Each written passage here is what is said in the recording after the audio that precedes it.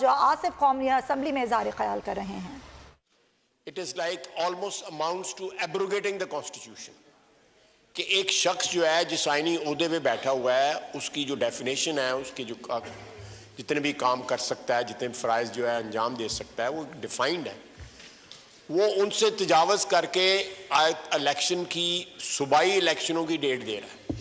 अगर यहाँ election assembly तहलील होती है तो वो इलेक्शन की डेट जो है हो सकता है, मैं आइन का वो, लेकिन सूबाई में उसका क्या रोल है?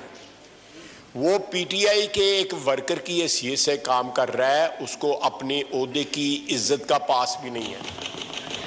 जो औकात वो इस बड़े ओहदों पे लोग जाते हैं तो उनको उनमें खुद भी बढ़ाई आ जाती है।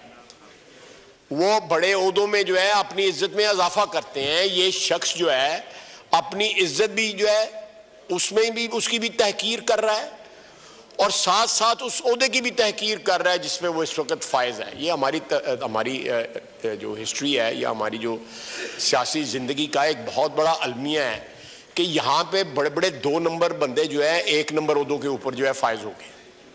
तो ये मैं असेंबली के रिकॉर्ड पे लेके आना था क्योंकि आज शाम को उन्होंने ये हरकत की है जो गैर आइनी है, गैर कानूनी है, कोई जवाज़ नहीं है उस हरकत का। असेंबली इस बात का मैं I just wanted to put it on record कि ये